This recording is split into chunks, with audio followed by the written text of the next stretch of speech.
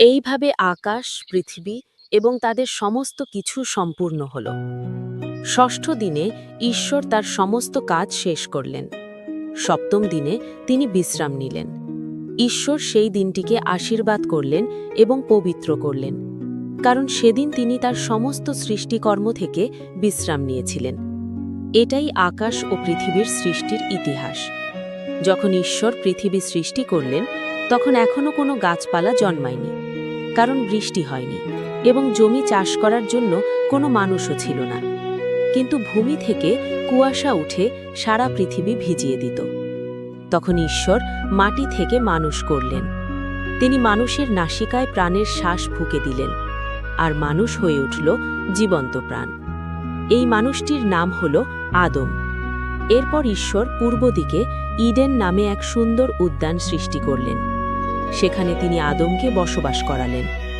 উদ্যানটি ছিল সব রকম সুন্দর ও ফলদায়ক গাছে পরিপূর্ণ। এর মাঝখানে ছিল জীবনের বৃক্ষ এবং ভালো ও মন্দ জ্ঞানের বৃক্ষ। ইডেন উদ্যান থেকে একটি নদী বের হয়ে 4টি শাখায় বিভক্ত হল। এই নদীগুলো পুরো অঞ্চলকে সেচ দিত।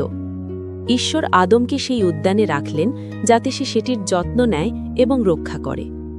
ঈশ্বর আদমকে আদেশ দিলেন, উদ্যানের সব গাছের ফল সে খেতে পারবে, কিন্তু ভালো ও মন্দ জ্ঞানের বৃক্ষের ফল খেতে পারবে না, কারণ যেদিন সে সেই ফল খাবে সেদিনই তার মৃত্যু আসবে। এরপর ঈশ্বর বললেন, মানুষের একা থাকা ভালো নয়, আমি তার জন্য তার উপযুক্ত সহকারী সৃষ্টি করব। ঈশ্বর মাঠের সব পশু ও আকাশের সব পাখি সৃষ্টি করে আদমের কাছে নিয়ে এলেন। আদম প্রত্যেকটির নাম দিল, কিন্তু তার জন্য উপযুক্ত কোনো সঙ্গী পাওয়া গেল না। তখন ঈশ্বর আদমকে গভীর ঘুমে ফেললেন। তার একটি পাঁজর নিলেন এবং সেই পাঁজর থেকে একজন নারী সৃষ্টি করলেন। ঈশ্বর সেই নারীকে আদমের কাছে নিয়ে এলেন। আদম আনন্দে বলল, এ আমার অস্থির অস্থি, আমার মাংসের মাংস। সে নারী নামে পরিচিত হবে, কারণ সে পুরুষ থেকে নেমা হয়েছে। এই কারণে একজন মানুষ তার পিতা মাতাকে ত্যাগ করবে এবং তার স্ত্রীর সঙ্গে একত্র হবে। তারা দুজন এক দেহ হবে। আদম ও তার স্ত্রী দুজনেই নগ্ন ছিল, তবু তারা লজ্জিত ছিল না।